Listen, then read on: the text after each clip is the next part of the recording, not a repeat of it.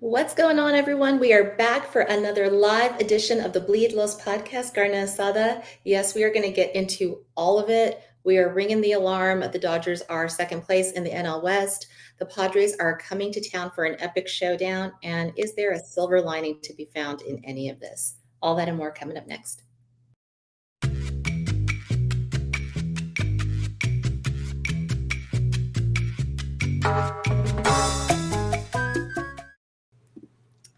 Hello again, everyone. Thank you for joining us for a live edition of the Carne Asada. And the crew is with you tonight. We got Cody, aka Canelo. We've got Anthony in the house, and producer Roger is behind the scenes. As you know, I'm Drea. We will break down the comedy of errors that is the Los Angeles Dodgers right now, maybe even a rant or two. But before we get into all of that, we've got to make sure we tell you about DodgersBeat.com. Stay up to date and in the know with all of the latest and most comprehensive coverage of the Los Angeles Dodgers. It is your one stop for articles, interviews, contests, merch, and more. Never miss a beat and check out DodgersBeat.com. All right, boys, how are you and what on earth has happened to the Dodgers?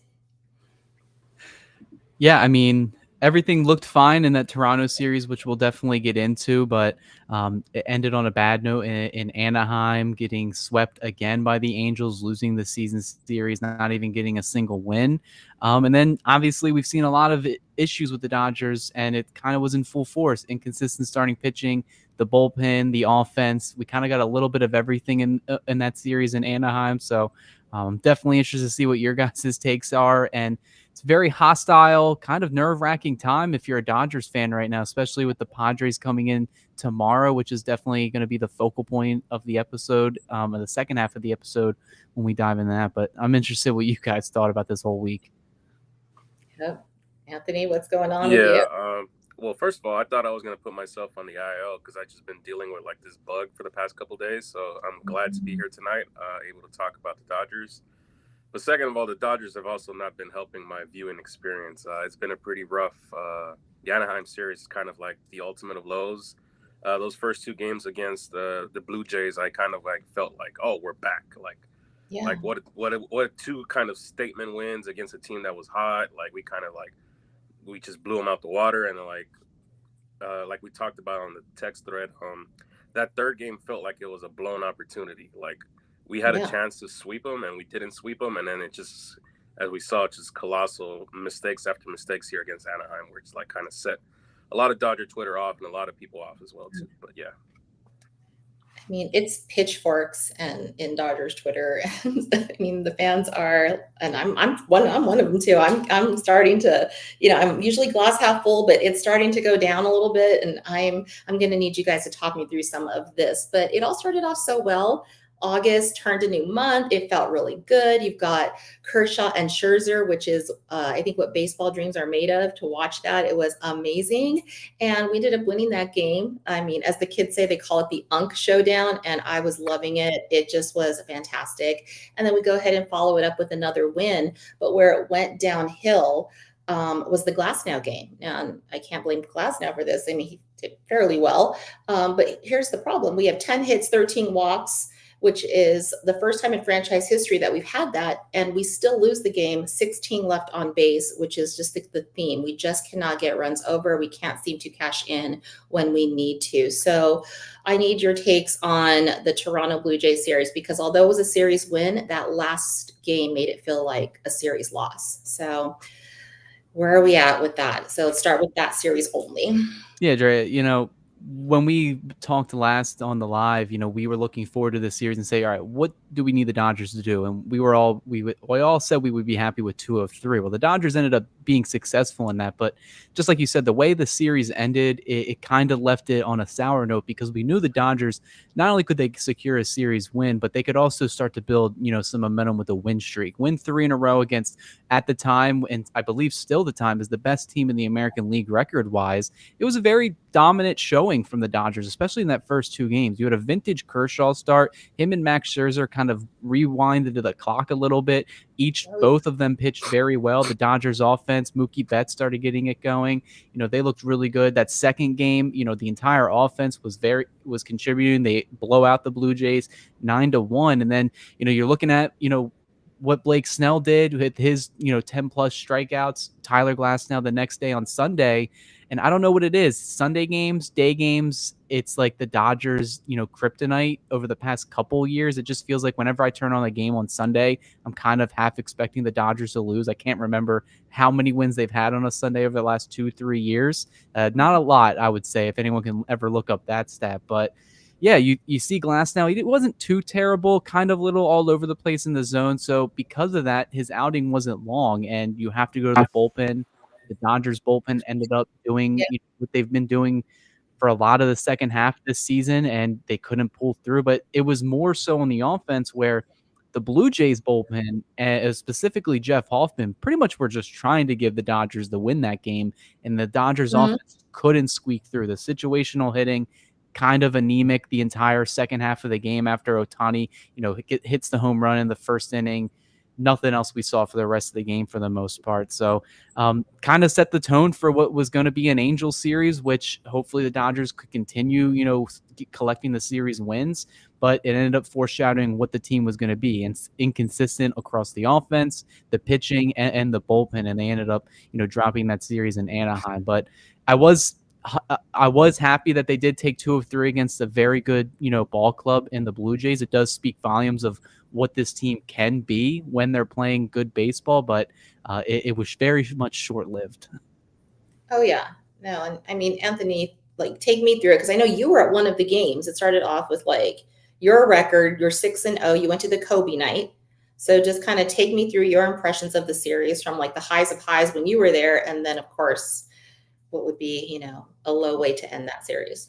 Yeah, so I went there with a couple friends, and like our anticipation was kind of just to see Kershaw and Scherzer kind of go at it, and they were going at it. They went, I believe, both went 6 innings, and we actually, I felt like that was the turning point for Mookie, because Mookie had a home run off Scherzer that game, and it felt like the stadium kind of erupted for him, just because like we all know the struggles he has, and now he's kind of one of our hottest hitters in the lineup. So you see how things can change for a player in like a short span of games, but it felt like, okay, like that was a very impressive win. Like, can they follow that up the next game? And they followed it up.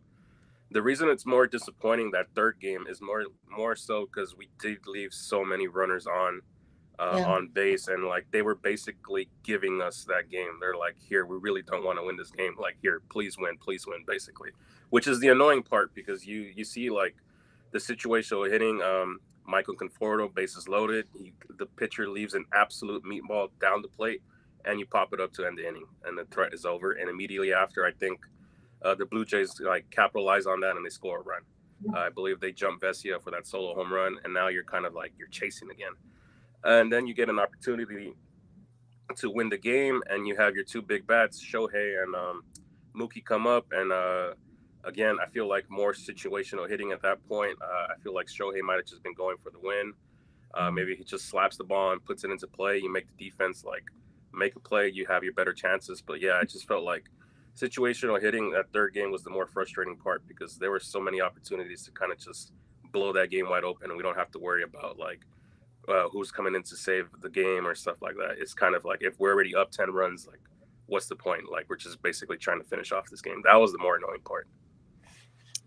Yeah, no, it is annoying. And I mean, I will kind of just touch on Mookie because you guys brought it up. But I know we spoke last round of Mookie's standing ovation. We weren't really fans of it, but maybe something worked because overall, Mookie has had some pretty decent numbers. And I know people were very concerned with him for an extended period of time, but it looks like Mookie is kind of finding his route a little bit, and hope that continues. And it can't be just on him and just on Shohei, because they're not going to hit every single time. We really need to have the whole team step up. And it just seems like the team will not get it together all at the same time. So the days that we have great offense, our bullpen comes in and screws it all up, or we don't have the pitching on the right day, or the defense, and that's its own story. It just seems like we can't just sync up and create these wins, and that's what's the most frustrating part, because the talent's there, but they just can't put the pieces together. So that's the hard part to watch, because I really thought we'd at least take one of the games, 2 of the games, hopefully, in Anaheim, and it's the Angels, and they were ready for they were going to see Shohei again. This is the first time he's going to come pitch in their stadium. And it's technically what Mookie said, it's their World Series.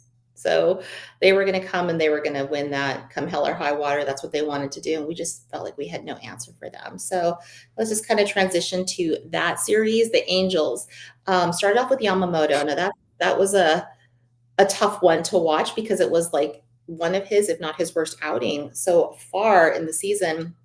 He had 4 2/3 innings pitched, 6 hits, 6 earned runs, 6 strikeouts, 5 walks on 98 pitches.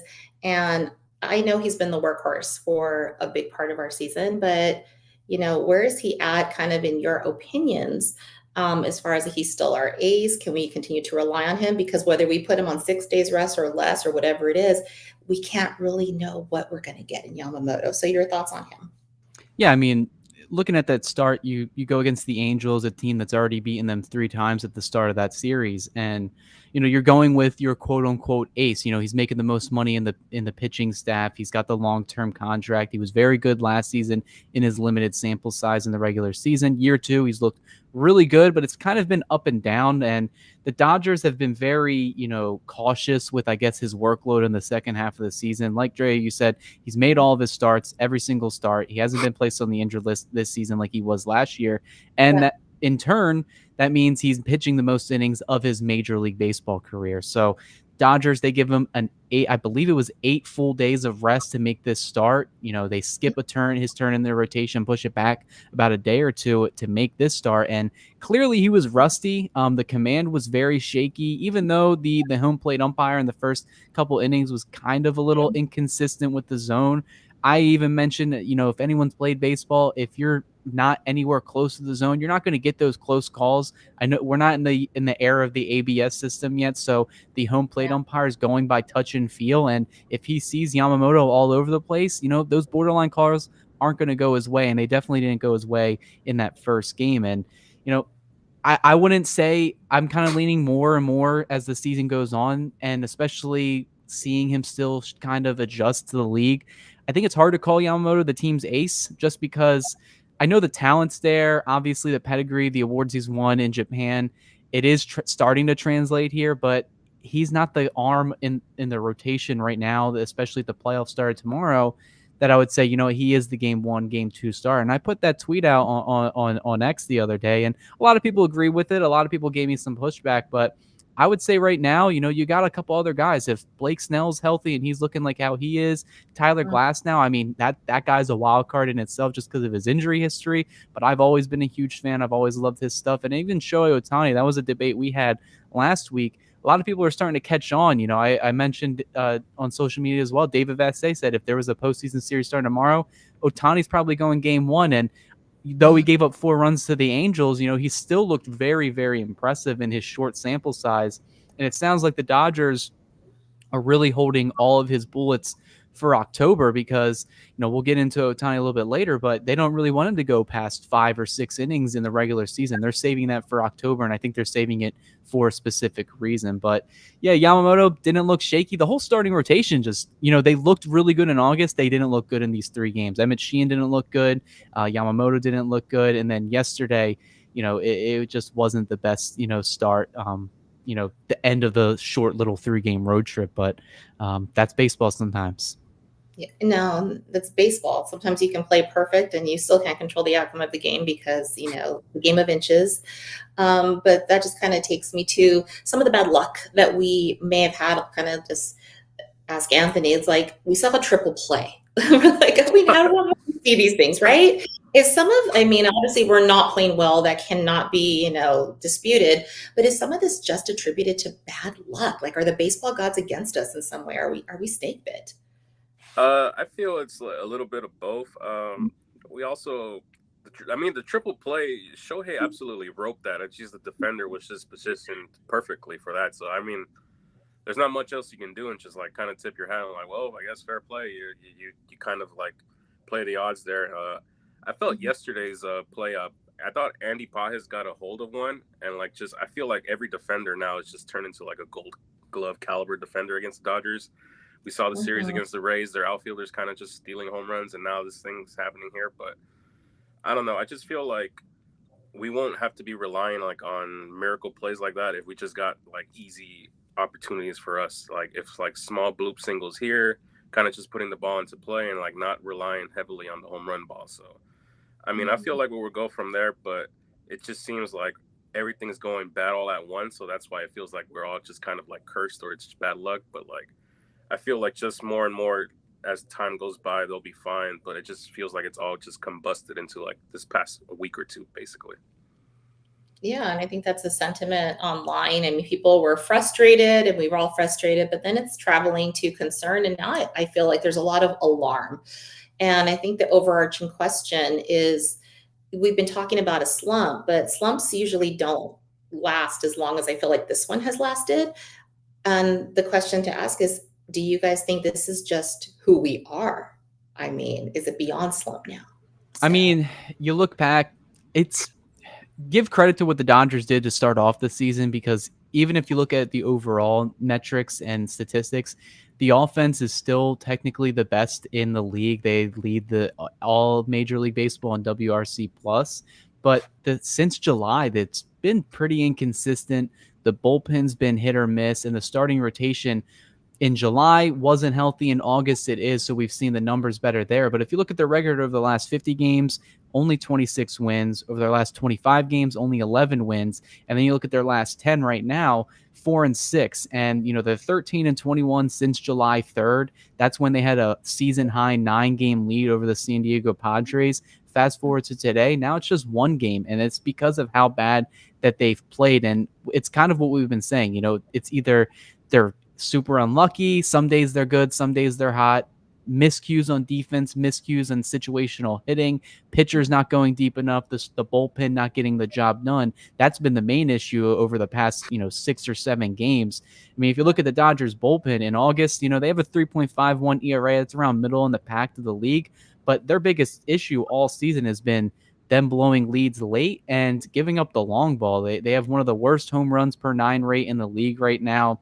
Batting average balls in play is over 300, which is one of the worst in the league. And since August 9th, the bullpen has an ERA near 6, a FIP near 5, and they've allowed 18 runs, 16 earned over their last 32 and a third innings pitched. And 5 losses over this past week have been charged to the bullpen. And, we've seen extra inning losses. We're seeing one run losses.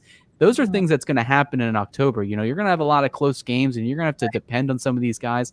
Granted, I know there's a lot of pieces missing. Kopech's injured, Scott, Kirby Yates, Blake Trinan just got activated off the injured list. But, this is what they're playing with right now. This is what they're going to be playing with in that series against San Diego starting tomorrow. But I think if you look at everything we've mentioned, have they clicked all year? It seems like one, couple months, the offense is carrying the workload. Then it could be the bullpen. Right now it's the starting rotation doing a lot of the digging, and the offense is starting to get hot. But the one issue that's been facing the Dodgers all year has been the bullpen, which is kind of ironic because you saw the names that they signed this offseason. You saw what they did last October, but sometimes going on a deep playoff run, has its price to pay, and it's usually the pitching staff suffering because of it. Yes. There's a lot of news along the way, Gratterall not coming back, all that stuff. And it's going to be interesting to see how the Dodgers bullpen can rebound for San Diego for the rest of August and for all of September, because there's just a lot of issues. Fatigue could be a thing that's tormenting this team right now. And that's the one issue I think that the Dodgers need to fix or try to address. And they really didn't address it much at the trade deadline. And even the guy that they did bring in ended up going on the injured list almost a week and a half later. So clearly things aren't going the Dodgers' way. I wouldn't say it's necessarily going to hit the panic button full stop and say, the season's over, but it is concerning. I'm a little worried about the Padres. Yes. I'm very worried because there's stuff going online. They're running their mouths. What's what they do? But talking about as implying that they would intentionally hit Dodgers. And we all know they throw heat. And that scares me because I don't think that the Padres always operate with the utmost integrity.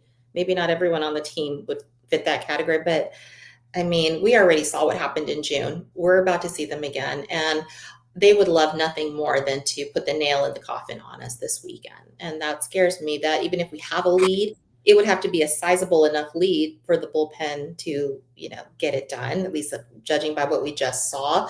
But that just brings me to kind of like what Anthony and I kind of did in the last several weeks, is look at Anthony's bullpen dog meter, which I think now is a little bit different, at least since you made it, Anthony. Yeah. Originally, you had Dwyer, Kasparius, Vesia, and Trinan in your confident. I think that made a lot of sense at the time. Somewhat confident was Banda, Robleski, and Sheehan. Need more info. Gratterall, Kopech. That seems like it's, solidly there. Your nopes, Yates and Scott. We'll talk about that. And I don't know where you would place Enriquez. And we never talked about where you'd place Brock Stewart. But now that he's off the list or out on the IL for a little bit, we just need to kind of look at how that shakes out. So, Anthony, bring me through your list and tell me where you find your new tops and bottoms. Is there anyone at the top? Are we confident in anyone, in other words? Well, the only two arms that I'm confident in the bullpen right now are Jack Dryer and Ben Kasparius, which is an issue because there are rookies. You would assume like the rookies with arms are kind of the guys that you don't trust because they're never done it at the big league level and stuff like that. And it's the veteran guys where like I see them come in and I'm like, oh, this can go one of either ways. With Blake Trinan, I feel it's kind of just like he's trying to work his way back, figure out his stuff. He had one big inning for us previous game, so I feel like he's working there, but his pitch count does go up once he finds himself in trouble. It kind of looks hard for him to get out of that trouble, but he was able to get out of trouble this time around. And Vesia has kind of been getting hit a little bit here and there, and he's starting to like, I'm not saying lose confidence in him, but like it's starting to get a little bit nervous when I see him come in. And it could just be like an overusage thing. Like we just keep running him out there. And eventually guys are just going to be tired and like not have their best stuff or be as effective. So right now I would just say like when I see Jack Dryer and Ben Kasparius come out the bullpen, I feel pretty confident that we're going to get out the inning. I know Kasparius gave it up in the extra inning game, but that's kind of just like extra innings at that point. Whatever happens.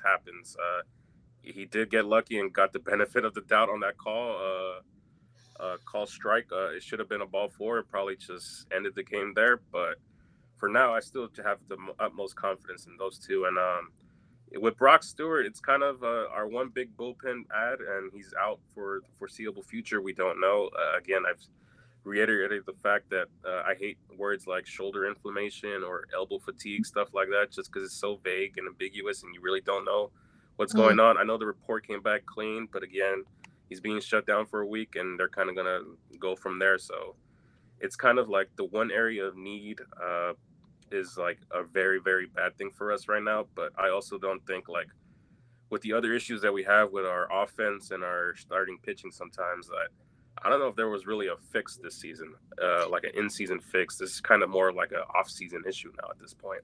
I don't know if there was like a saving grace for us at the trade deadline from the available pieces, but I guess we'll see when we get to October and so on and so forth. Yeah, you bring up a good point because Andrew Friedman did make a comment about that exact thing that you just brought up. We'll definitely circle back to it, but I definitely want to give a shout out to the people in the chat. So thank you for joining us. And if you have a super chat, we'll go ahead and read that and then try our best to answer. But this is from Priscilla Diaz. Thank you, Priscilla. She gives $4.99. Every team plays the Dodgers, she says, as if it's a playoff World Series. Batters with low numbers all of a sudden are star hitters versus the Dodgers. I still have hope. Thank you, Priscilla, because that is actually one of my notes. Everyone's turning into a Gold Glove caliber player and a Cy Young candidate when they play the Dodgers. It is so frustrating to see. I get why, but it's just harsh. We have a target on our back. Guys, take this one. It's so frustrating. Priscilla is right. Yeah, I mean, it seems like everybody brings out their best when they play the Dodgers, and that's nothing new. And, the bullpen has been a big reason why they've struggled. Anthony went over his, dog meter, and even like my 2 cents in it, there's really not many guys. I don't envy Dave Roberts because you look at the bullpen, you look at what they've done in August or over the last several weeks.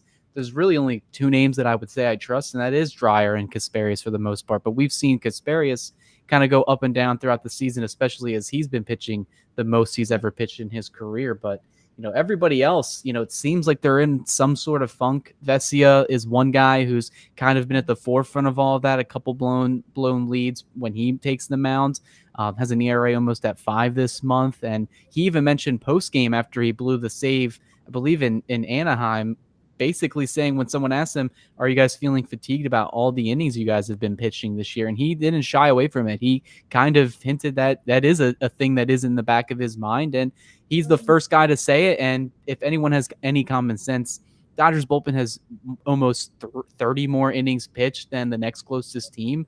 And that's a stat that should worry you, especially around this time of the year where you're seeing command issues, velocity inconsistencies, and just overall performance decline across the board. That could be something that is going to hurt the Dodgers in October, where they're going to have to depend on the starting rotation to go deeper into games. And I think they can do it. I think the starting rotation is going to have to be a strength for the next 5, 6, 7 weeks and going into October.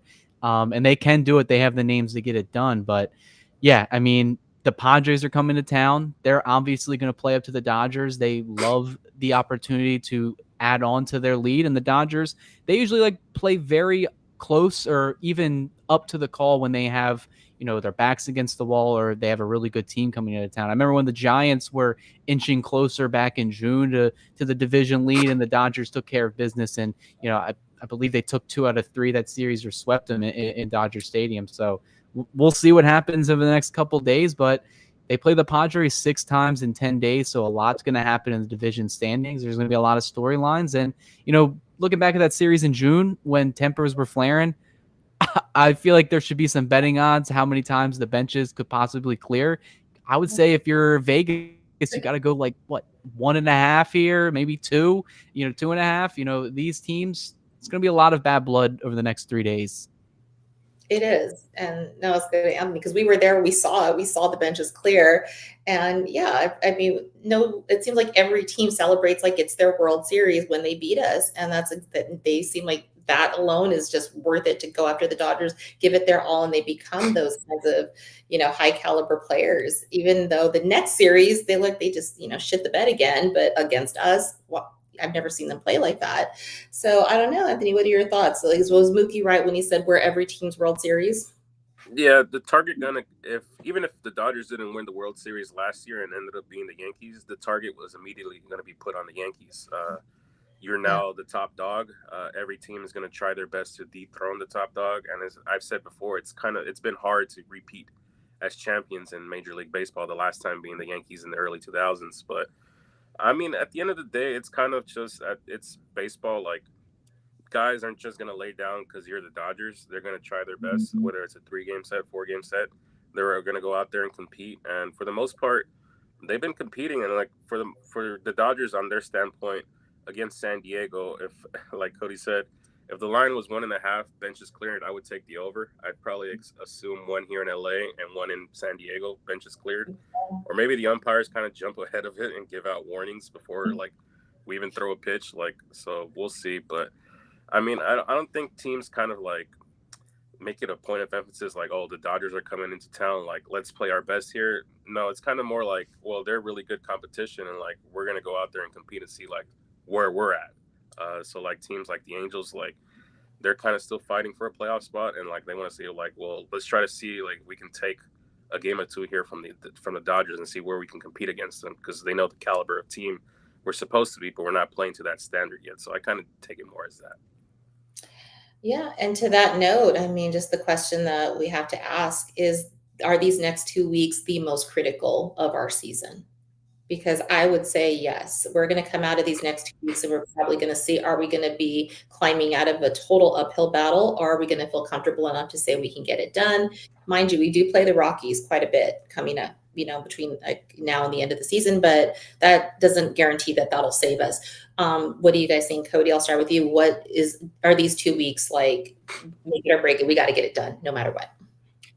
Yeah, I mean, if you look in terms of the division race, these next 6 games against the Padres, considering they don't play each other at all in September, are very impactful. And anyone that says it's not, the Dodgers could lose, maybe 4 of these games and only win 2 and still be in a decent spot, but it's going to be an uphill battle from there. So the Dodgers are going to want to come out and win both of these series, especially this one at Dodger Stadium. If they can sneak away with 1 win in San Diego, I'll take it. If they can just do an even split, 3-3, think that's fair. I think that's something that I would accept, but I really want to see the Dodgers take care of business.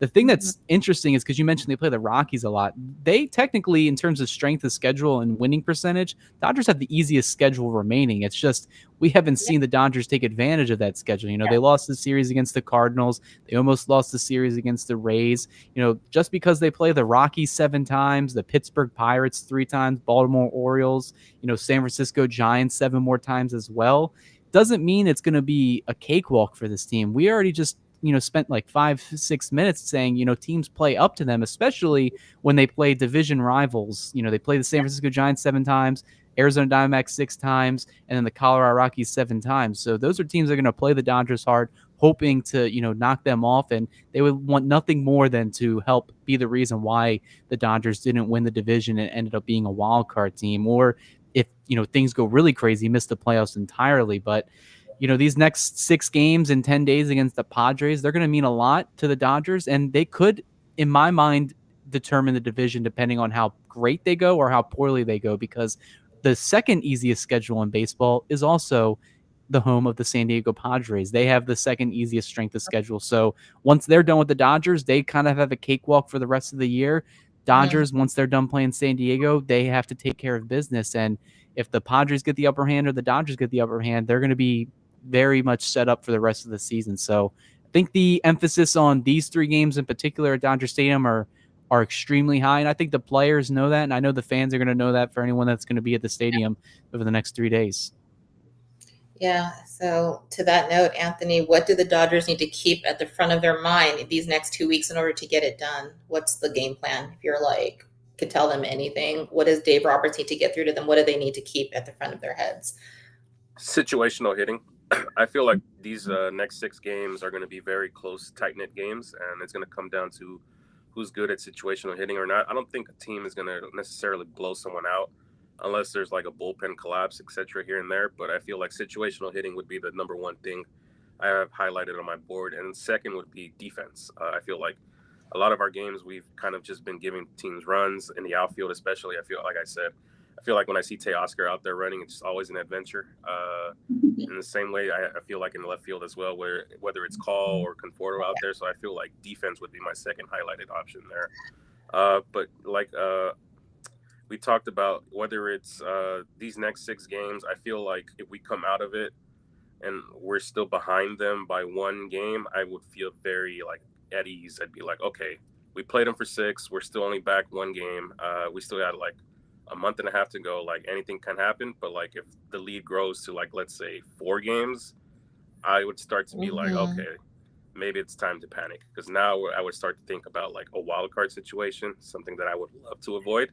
But if it's like we come out of this 6-game stretch and we're only 1 game back, then I'm like, okay, then it's fair enough. Like it's going to come down to game 162 basically. So we'll see from there. But yeah, I would highlight situational hitting and defense as my 2 like main bullet points in the clubhouse right now.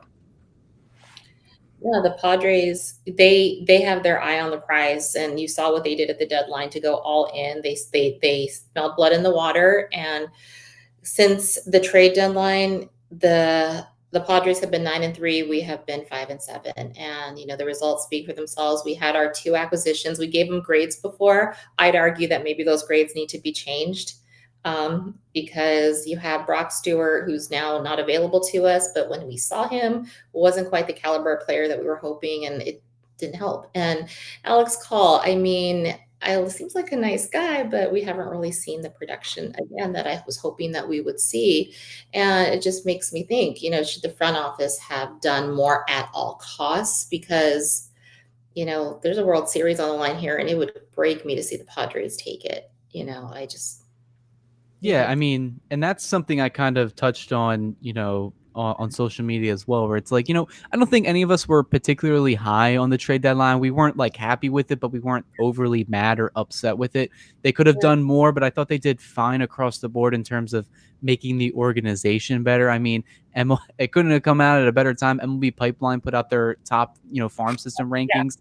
Dodgers are the number 1 ranked system in all of baseball. So that's something that they can celebrate, that Andrew Friedman's going to say, you know, look, we traded away Dustin May, James Outman, and we brought in some and Hunter Fiducia and others, and brought in some young, controllable minor league talent. And to a lot of fans across space around the Dodgers, they're not going to really like that sentence. But I even wrote on DodgersBeat.com where this is what a perennial contender does. They replenish their farm system so they can be contenders for more than just a 3 or 2 year window. The Dodgers are going on year 13 of being a World Series contender, and because of their farm system, that's not going to stop anytime soon. But at the end of the day, you look at the two guys they brought in. Alex Call, I'm not going to jump the gun yet because I just don't think the Dodgers have used him properly. I don't think they've been giving him enough at-bats, and it's definitely because, a guy named Michael Conforto, who I know usually I'm very optimistic. I know you guys are pretty even level-headed as well, but I think everybody's pretty much had their time, and they don't want to see Michael Conforto in the lineup again. Unfortunately, Dave Roberts already confirmed he'll be in that lineup for tomorrow night against the Padres, so we'll see how that goes. But I think Call deserves a little bit more playing time for me to even get a judgment on him, because I liked his bat quality. He's had a couple defensive miscues in left field, especially I think he let like a double get all the way to the wall in Anaheim yesterday. Didn't look too good there. But the Dodgers deadline, you saw, this is what we said. We said that they were going to take a big risk letting these guys that were on the injured list come back and try to be somewhat like themselves. And so far, they haven't. And that was the risk in all of it. Blake Trinan's been back. He hasn't looked sharp. You're seeing regression in a lot of other arms in the bullpen. Brock Stewart, who's supposed to be your right-handed reliever that's very dominant against right-handed pitch or right-handed hitting and could possibly use in high leverage, he's injured. And like Anthony said, I hear shoulder inflammation. They say it's going to be a week without throwing, possibly a couple weeks without, before return.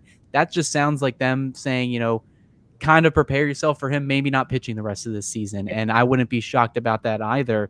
And the Dodgers, they're going to look at, Duran in Philly. They're going to look at Helsley in New York. Those are guys that are going to make impacts for their bullpens. And then you look at the Padres bullpen, they get Mason Miller. Obviously, I don't think the Dodgers were going to go all in on Mason Miller, but you see the Padres make upgrades to their bullpen. You've become a little bit envious, especially when you see how the Dodgers pitching staff's been.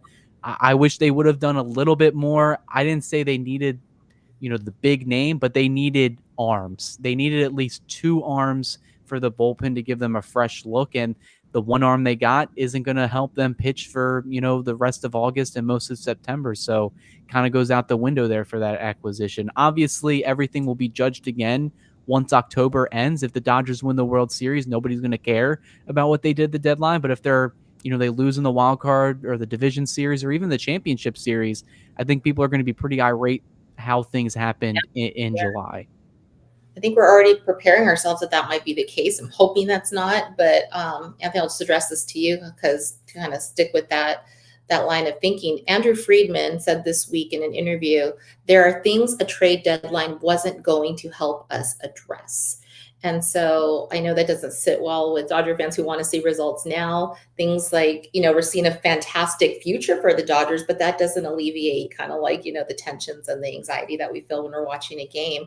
Do you agree with that? Was there like things that we weren't able to address?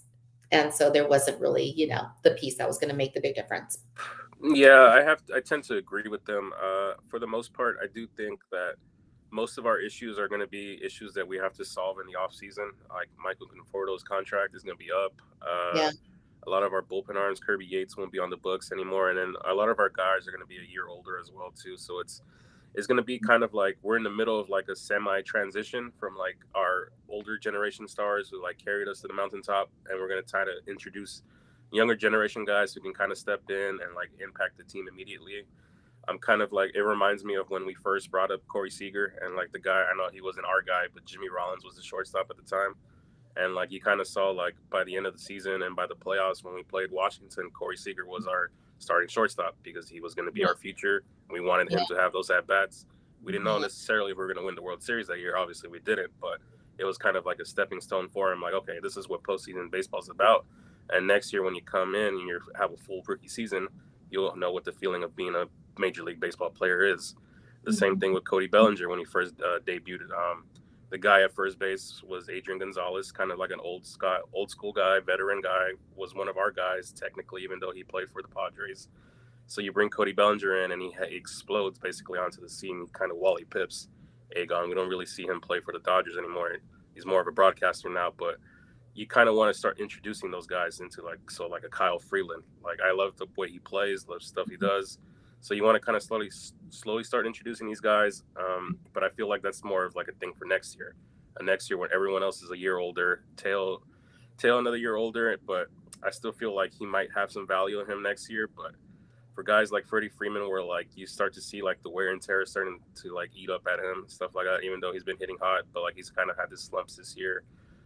Max Muncy missed his game yesterday because he felt some soreness on his side. Another year older next year as well. So you want to kind of like introduce like new guys into the system. Like you're building for 10 years plus. We're building for the length of Shohei's contract, for the length of Yoshinobu Yamamoto's contract, et cetera, et cetera. So that's why it's like frustrating that we didn't go all the way in this year. But like if we're sitting at the table next year and like we have a really solid chance of winning it all, and we have also introduced all these young guys into this mix, now you see the picture like, okay, like we're going to compete for the next 5, 6, 7 years. So it's frustrating now, but like in the long term, I feel like I kind of agree with them. No, the front office isn't wrong to think about the future. I don't think anyone would fault them for that. And it's amazing to see that, we have a lot to look forward to. And yes, we have to think that we're going to have to bring some young guys in.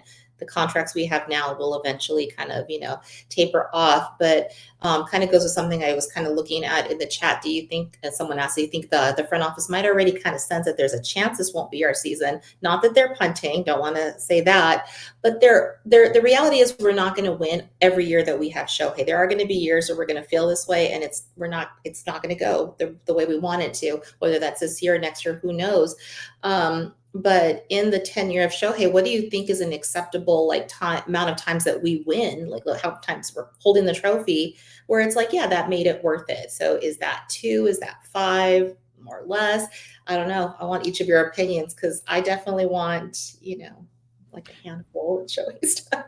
Yeah, I mean, we talked about this last year, and after the 23 season ended, where even if you sign Ohtani, and when they ultimately did, and then we saw the contract that they got, how can they recoup their money and their investment? Well, they did that pretty much in year one. So the Dodgers financials, they don't really care about any of that anymore. They made their money from Ohtani. They're going to be making that for the next, 9, plus seasons. He's made his impact. In terms of how many World Series do they realistically can they get with this roster? A lot of people's criticisms that this roster is getting older. It's true. They have the second oldest roster in Major League Baseball this season, and that's not going to change next year because, like Anthony alluded to, they got other guys that are still under contract that are going to be getting into their, mid to late 30s. Max Muncy is a player option, or a club option, which I think they'll pick up. Ohtani's in his 30s, Betts is in his 30s, Freeman's in his late 30s. So you have this core. You want to win as much as you can in the next, 3 or 4 year window before that core is done, and you have to start reintroducing the younger guys in the farm system.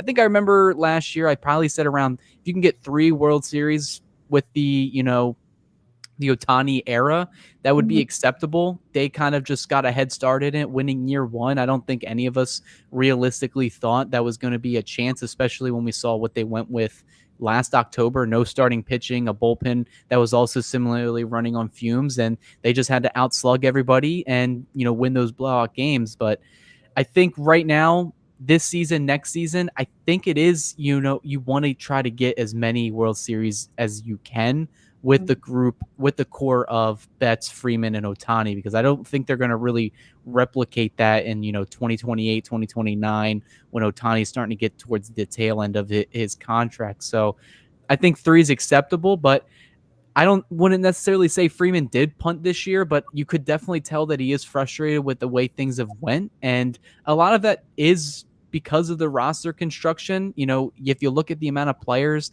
and pitchers, particularly that have been on the IL, they've all had injury history, and the Dodgers took a risk of getting those players due to their injury history. You can't really make an excuse for it, but it is frustrating for Freeman. He doesn't like to overpay for his prospects for, bullpen arms. That was made apparent, in previous deadlines. He's made it apparent in interviews, and he showed it again where with only acquiring 1 relief pitcher in exchange for James Outman, who really didn't have a role on the roster to begin with. So, I mean, I wouldn't say the Dodgers necessarily punted, because I think if you look at their roster, the offense, the pitching, they still have probably the best team on paper in all of baseball. They just have to play up to that standard. And they get in October, a lot of things can change. Maybe it's a light switch thing, but I would say 3 World Series was my benchmark. I'll still go with it, but this year, next year, you really got to go all in. Yeah, I agree. Anthony, how many would you like to see in the Ohtani era to make it worth it? I think 3 is the safe number. We also have to remember we won in 2020, so if you add another 3 on top of that, that would be including last year, you would have 5, and that kind of make you the team of the decade, basically, kind of like how the Yankees were for all those years back. So I feel like 3, if you look back at the Shohei era, 30 years from now, and you look back and you're like, well, we got 3 of them there, and you look back at the years and I think that was definitely worth it. I do think we probably jumped the gun and won one last year, to be honest with you.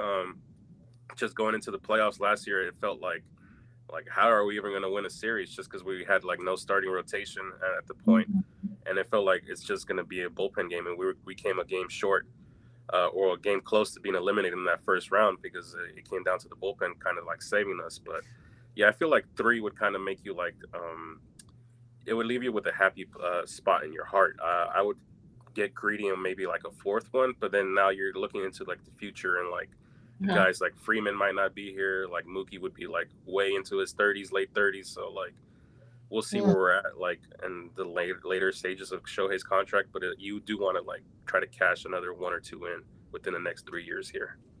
I hope so. I mean, we got to see Mookie and Wright for the first time in a long time. Do we like him over there? I mean, it's kind of cool, kind of nostalgic. Yeah, I mean, it opened up a can of worms, and we knew it was. I don't expect him to go back there, but I think it does open the conversation. And the reason why, it's because of Conforto. I hate to put him as the guy that I'm going to put the scapegoat answer to everything, but because of how bad Michael Conforto has been this year, which he's statistically the worst hitter in Major League Baseball among qualified hitters. He's got over 370 at-bats this season, just really hasn't changed his season.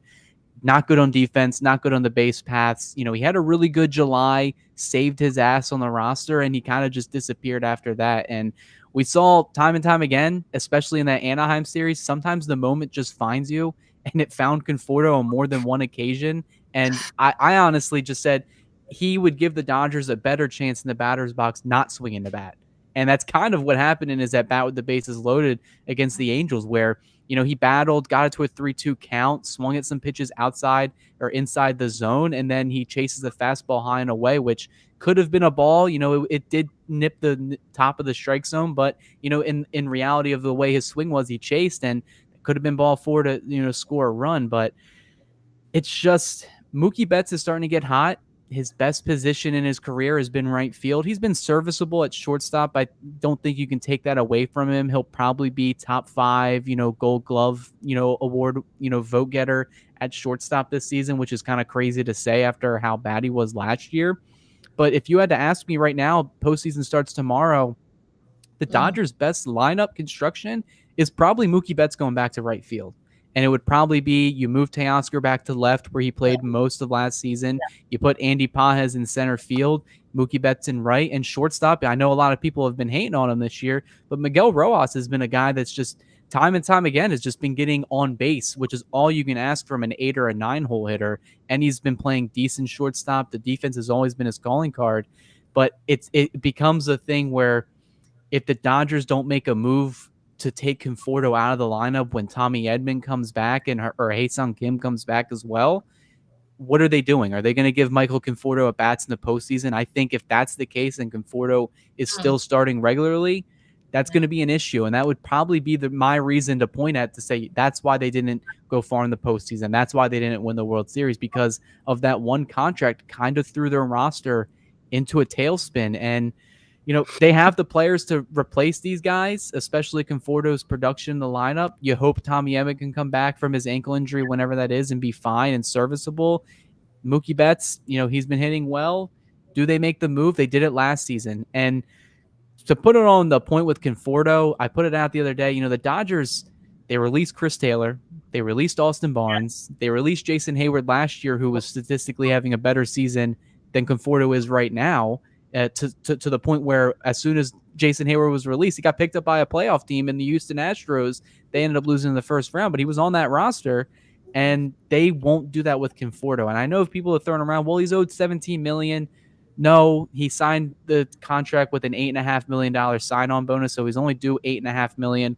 Or in the last 6 to 8 weeks of the season, that's probably pennies on the dollar now. The Dodgers, I mean, if anyone's old enough to remember, if you're not a fair weather fan, the Dodgers cut Carl Crawford in the middle of the 2015 season. He was owed like $30 million for the remainder of his deal. Money is not an issue here. It's just the Dodgers just find themselves in a situation where they kind of have to play Conforto. They really value a left-handed hitter. Max Muncy's dealing with his injury. They don't like Ryan Ward's defense, which is why I've seen or heard why he hasn't been recalled yet from AAA. But I feel like if you had to point at one issue, it's Conforto, and maybe it is time to move Mookie Betts, but not for the reason why everyone else was saying. The offense wasn't the issue for him playing short, but now he's playing good enough to where maybe you move him and make the roster a little bit better by switching things around. I think if the Dodgers start getting to more of a tailspin here, they start losing more games. Dave Roberts said the other day, I forget his term of words, but he just said, he's thinking of changing things in the lineup or the position. So that could be something we could see. Like I said, him moving out there opened a can of worms. It did. And, I've been very hesitant to trash anyone like publicly or to really just pin this all on Conforto, because it's not all on Conforto. But I grew up with this quote, like, you're only as strong as your weakest link. And he's the worst player numbers in baseball. And then you've got the top number in baseball in Shohei. And I mean, there's no way when you look at the law of averages that that's not going to cancel or kind of like bring it to the middle, and we become mid. And I don't know what it is that they keep on seeing in him. I get that there's like, maybe just very little option. But when I saw your numbers, Cody, when you posted that, it's like you have a person that they let go in Austin Barnes, who they called the captain, right? And even if it was just for his, his leadership vibes, he was beloved in the clubhouse. Then you've got, of course, Taylor, who had been there for many years. And then you've got Freddie Freeman's best friend. They had no problem letting these guys go, and they had better numbers. What is it about Conforto that they just like, they have to know what the fan base feels. They have to see his production at the plate. And I just feel like, the vibes are just off with him there. I don't know, like the guys won't say that publicly, but I just feel that there's something about Conforto that it's time to cut ties with him. And I don't know, Anthony, your thoughts on that? Yeah, I feel like every time the game that sent me off was the third game against the Blue Jays. Kind of like bases loaded, he's up and he's given, like, every hitter's dream is to get like a fastball right down the middle. Yes, given that pitch, and he just pops it up. And, like, I'm not going to lie, it made me crash out here at the house, because I felt like that was an opportunity to kind of like, okay, this is my moment kind of deal. Like, let me, like, prove to, like, everyone, the fan base, like, this is the reason why I'm being played and why I'm being paid $17 million a year. Well, 1 year. And he just didn't meet the moment. It's just so frustrating, because he was one of our marquee free agent signings, and he's the whole reason why Teoscar Hernandez is out there playing in right field instead of left field, and Mookie's playing here at short, because we basically catered for him. Like, okay, you can have the left field, even if he was just like average. Like, I'm not even asking for like all-star level, like just be average, man. Like at this point, and I go back to the all-star voting. Every single position player for the Dodgers was on that final countdown, except for Michael Conforto, and that's for obvious reasons, because he had been awful up until that point, and he's still awful now to this point. But I don't know if there's a way he's going to turn around this season. I think at best, I prefer Alex Call to get more of the at-bats, even if his defense has been a little bit shaky. But in his last game, he was doing what he was supposed to be doing, which was taking pitches. I think he ran up a few of those pitch counts up to like eight or nine pitches at a point. So I would kind of prefer him to get most of the playing time in the outfield compared to Michael Conforto at this point, because at this point, I feel like the experiment, it's safe to say it's failed.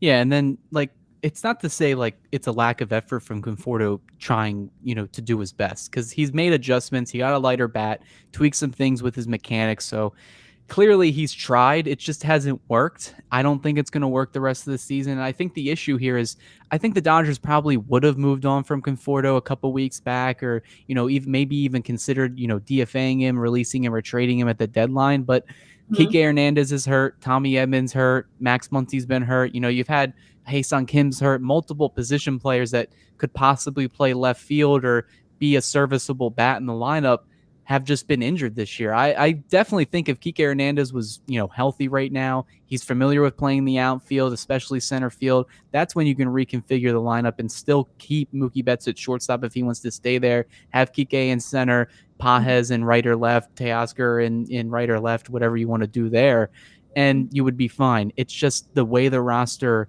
is hit with the injury bug right now. They kind of have to give Conforto chances. But now we're reaching the point in the season where the Dodgers watch their division lead shrink, and now you really have to play for the next 41 games with the division race against the Padres, especially against those 6 games against the Padres. I need to see Will Smith play every single day. I don't Every need day. to see Rushing in the lineup. His time will come in the next, 2 or 3 years.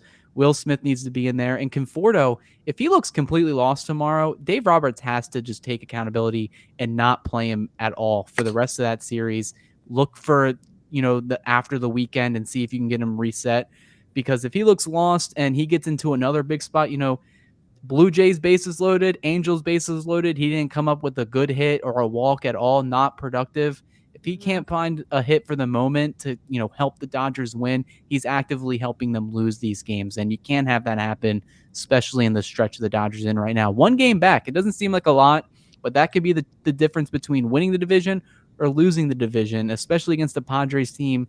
That's going to play up to the Dodgers level. You got to have your best 1 through 9. And Michael Conforto isn't one of those players. He's not even, with the healthy roster, he wouldn't even qualify as a bench bat for me and a lot of other Dodger fans. And, it's just a matter of the Dodgers getting healthy and then making that move. Like, say Tommy Edman and all these other guys come back, I could see the Dodgers DFAing Michael Conforto after that point, saying, like, look, nothing changed. We got Kike back. We got Tommy Edman back. We got Hae-Sung Kim back, which it sounds at least like 2 or 3 of those guys are going to be back before, the end of August. So you hope the move is made. And I just know me personally, I've kind of gave it I was okay with the Conforto deal in the offseason. I thought it made sense, but as the months has gone on in the season, I've kind of joined the crowd where it's like, I can't see this guy in the starting lineup, or else I just start flipping out. It's in my head. It is in my head too. And I mean, to Friedman's credit, I mean, even he couldn't have predicted how bad this would have turned out with Conforto. I mean, my God, it's just, I don't know. Sometimes I think we had a curse put on us by the Yankees for all the shit that we talked, or the Dodgers, we all, their fundamentals. And that's, now we're paying for it. But we'll see. I mean, there are some positives to take away. I was so happy to see Muncy back, and hopefully we'll kind of learn soon what's happening with him. I don't believe that it's the oblique that was going to be the situation again this time. So we'll kind of wait for a word, because it's clear that when he's in the lineup, the numbers show it. We do much better. So I'm hoping that is going to shake out to be positive. But just some things that we can kind of, as we near the close of the show, but some things that you think that are like positive things that we can take away that we've recently seen that we hope to see in the coming series. Mookie staying hot. Shout out to JD Martinez for whatever advice or help he had with Mookie. I feel like he's found a nice little like offensive rhythm for himself. He's not trying to do too much. I actually thought he got Kenley Jansen last night. I thought he got that off the bat. Sad that it died at the warning track, but initially when he first hit it, I'm like, oh, there it is. Like, I jumped out my seat just to like sit right back down. But I feel like in a mental spot, he's doing really well, so he's kind of not overdoing it at the plate. So I feel like Mookie staying hot is going to be a key for us going down the stretch. Yeah. Yeah, and I think building off that point, if there's one takeaway I'm looking at this month compared to last month, kind of two things. The starting rotations looked pretty good. That Anaheim series was a little shaky, but for the most part, they've been, as advertised. Kershaw, Snell, Glasnow, Ohtani, even and Yamamoto, even with his clunker. They've been a very solid unit this part of the season in August. I believe they are in top 5 in ERA, FIP, and F/WAR, even ahead of teams like the Phillies, who have probably, in my mind, the best starting rotation in baseball. And then the offense, Mookie Betts is a huge part of the reason of why they've been doing well, but the offense as a whole definitely having a different month than they did in July. July was their worst month of the season, 88 WRC plus, not good across the board, below league average. This month, 118, top 10 offense in baseball, 780 OPS, hitting 258. They're getting the job done. They've scored a lot of runs. They've scored them in bunches. It's just those close games and blowing leads late. Once they get the bullpen figured out, and I think that's going to figure itself out over the next couple of days, Thursday today being an off day resets the bullpen for the San Diego series. I like the probables for this upcoming Padres series. Kershaw, Snell, and Glasnow is what it's looking like it's going to shake up to be. Hopefully they can go 6+ innings in all 3 of those games in the bullpen. Then you're starting to work a little bit, backwards, where it's like, all right, I want my high leverage guys. They're all fresh. Blake Trinan and Alex Vesia wash whatever happened in Anaheim. But the offense, that's their bread and butter. It was their bread and butter last October. They averaged like 11 runs a game last postseason. They don't need to be that excessive over the next 40 games or so, but they need to be what they were in the first half of the season. Because I was reading an article today on Fangraphs where the Dodgers, if you look at in their first, couple hundred games before July 3rd, they were averaging almost 6 runs a game. After that, they've averaged a little bit just over 4. So clearly they've seen that dip in production, and that's the reason why I think their records really reflected that. And if they can get that back on track, I think we're going to have a good August. We'll finish out strong there, and then hopefully a good September. I hope so, because I hear those things and I see those articles and those numbers too, and it's like, okay, this is not all is not lost. It's just that as Dodger fans, yes, we have to acknowledge that we do get rather spoiled, and we've been losing one game sets us all into a frenzy. But what I really liked was Ohtani's play. I mean, to be pitching the way he's pitching, he's got, 40th home run season, his 40th home run season. He's got that in his 117th game, which was the fastest he's ever had it. He has a pretty solid ERA. It's just awesome with Ohtani. I mean, I'm so happy and feel so like we have him. We just got to keep him healthy. But I'm seeing a lot of great production from him. I love what we're seeing from Mookie and even Kershaw. I know we didn't talk a lot about him today, but I mean, he has, on the season a 3.14 ERA, and I'm really excited to see him, on the mound tomorrow. So I think that there's a lot of things that we have to say, hey, there's some hope here. There's some positives there. But one thing that I did notice this week that I did read is the wild card and the NLDS schedules were posted. So the wild card for the NL starts on September 30th, the NLDS on October 4th. Now, we're obviously not the leaders right now. Doesn't mean we won't get back there, but I want to know what you guys think. If you had to call it now, are we going to start our playoff run in the wild card or in the NLDS? What do you think? I'll say, I'll put it out there. I say we're going to play in the NLDS. I feel like there's still a long way to go. I still have confidence in the Dodgers winning the division. Now, I don't think we'll win it by like 10 games, but I think we might just etch it out at the very end by like 2-3 games here. It's going to be very close. It's going to be like in 2021. I know we lost the division to the Giants, but we won 106 games, and we kind of like, there wasn't much else we can do at that point. If you win 106 games, usually you'll win your division. But I feel like it's going to come down to the wire against us in San Diego, and I feel like I put us to kind of etch out the division. Yeah, I'm going to go with Anthony. Not to sound like a homer, but I do think the Dodgers on paper are still better than the Padres. I think the Dodgers will figure it out over the last, month and a half of the season. And I do think playing the Padres at a high level, them being on their tails, I think this is good for the team. I think they're going to be playing competitive baseball from this point on to the 162nd game of the year and then into the postseason.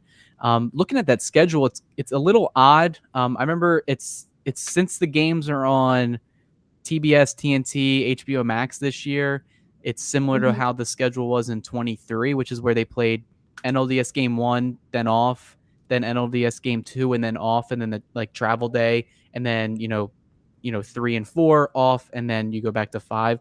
If that's the case, realistically, the Dodgers only need 3 starters. They could pick and choose Ohtani, Yamamoto, Snell, or whatever, and then everybody else could be available out of the bullpen as like a piggy weight type thing. Say if they want to go Yamamoto or Ohtani game 1, and then say they use Tyler Glass now to get the last 5 or 4 innings of the ball game. That's something that the Dodgers are going to plan. They have a surplus of starters that could end up being moved to the bullpen come October, which could help rectify their bullpen issue. So that's going to be interesting to look at, but also whoever they're facing, like the Padres, possibly the Phillies, something along those lines, they have the starters as well. They can shift things. I just think the schedule is just a little weird. I just like the traditional aspect of what it's like 2 off, and then 1. And then, you got the NLCS where it's 2 off, 3, 2, and then off, and then back to 2. I know they're doing it so everybody can try to watch every game. I don't watch every postseason game, so I would probably wager 90% of the fan base doesn't watch every postseason game at all times too. So it is a little weird, but it could be something that is in favor of the Dodgers if they get there. They'll get there. I mean, I know I was kind of ranting to my family, like, okay, so we're going to be in October. And then I said, okay, hold back. It was a bad week. There's going to be in October. I really do feel you guys. It's going to be, yes, we're going to start on October 4th, the NLDS. Yes, Anthony, we're probably not going to win by a ton of games, but we're going to get there. And we're going to see a turnaround this weekend, which brings us to our famous predictions. Now, one thing that did get announced today is that King was scheduled to pitch for the Padres tomorrow, but that's not going to be the case. I don't know if they announced the person. I don't think they have, from what I've seen. And possibly Cease and Darvish. And then we're going to have, if it all goes by last week, Kirsch, Snell, and Glass now in that order. So what are your predictions for this amazing showdown this week? I think this is going to be a very highly contested 3 games. I don't think either team is going to blow out the other. I think this will all be 1-run games, which scares me. Our record is 19-18 in 1-run games this year. Kind of just 500, really bad. But I'm giving them the benefit of the doubt. We're in Dodger Stadium, so we do have 38 wins via comeback. So I do feel like if we are down 1, we can have a walk-off moment. So I'm going to pick them to win at least 2 games here. Tomorrow's game worries me just because Kirsch is kind of like, he's out there pumping 90, and I feel like San Diego's kind of just going to jump him. And he struggles a lot against Tatis as well, too. I feel like every time Tatis is up there up against Kirsch, I feel like he's going to take him like 450 left center. I feel like that might be the game where we drop, but I'm very confident in Blake Snell and Tyler Glass now to get 2 wins for us. But again, it's going to come down to situational hitting and these 1-run games, how like we deal with it. Like if we do go down, how do they respond to it? Like, do we punch right back, or does it take a while for us to punch back? Yeah, I agree with Anthony. I think 2 out of 3 is reasonable. You look at the 1-run games, like Anthony mentioned, it's pretty bad to look at. That's a very uneasy statistic, something that's complete opposite that the team did last year. And then even against teams over 500, they have a sub 500 record against those types of teams, 28-32 on the season. They got a very strong team in the Padres that knows them very well, that is eager to take advantage of the Dodgers. So I do think it's going to be highly contested. I'm actually more comfortable with tomorrow's game and Saturday's game than I am with Sunday. Like I said earlier in the episode, I just don't know what it is with the Dodgers playing on Sunday, a day game, also a getaway game because they go to Colorado on Monday as well. So I think the Dodgers are going to try their hardest to win tomorrow, to set the tone, try to continue with a very good Blake Snell start. I've loved everything I've seen from Snell since he's been activated off the injured list. I think he would love nothing more than to pitch against his former team and shows up for that moment. Big game Snell, maybe it's the beginning of that in his Dodger tenure. And if they can sneak away with those first 2 wins, I'd say it's 50-50 if they can pull it off on Sunday. I mean, I'll even go a step further. Like, I screenshot it. I kind of think there's a feeling that they may sweep them this series as a tone setter, but I'll be surprised if they take 2 or 3 at least. But I think they have to take 2 or 3 this series, though. I think that's like there's no ifs, ands, or buts around it. If they lose 2 or even get swept on their end as well, continue this losing streak, it's going to be panic time in Dodger Town. Oh, it's already panic time, but that will definitely kind of ease some tensions. I'm going to say 2 of 3. Don't know which combo it will be in, but I think they need to get it done like they got it done last year in the NLDS. When their backs were up against the wall, they said, no matter what we're going to do, we're going to find a way. We're going to win this game. So we're just going to have to pray to the Saint Fernando, Saint Vin, Saint Tommy above to keep them healthy, because the number one thing I want them is to come out with no injuries, come out with the win before we go to see the Rockies. But just to kind of get ready to close it up, there was just some fun news this week. Kike Hernandez and his wife, Mariana, announced that they were having a baby boy. So congratulations to them. That's super adorable. A little Kikito, she said, is on the way. And that is the end of my notes, unless there's any closing thoughts you guys have. No closing thoughts on this side. Let's win some games. That's all. That's my closing thought. Yeah. Yeah, closing thought is just beat San Diego. They're a hot team. They're one of the best teams in baseball right now, especially since July.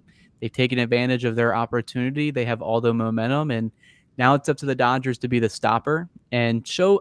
It's been kind of funny around the industry and the media, watching Foul Territory, MLB Network, getting shades of last October where everybody's saying, the Padres, they may have caught up to the Dodgers again. We've been hearing the same story for a while now. The same thing is that the Dodgers usually prevail almost every single time. The lone blemish was in 2021 where they couldn't win more than 106 games. I think the Dodgers will take care of business, and just got to see them show up for that moment. But win some games. That's my message. That's our message here. Win games.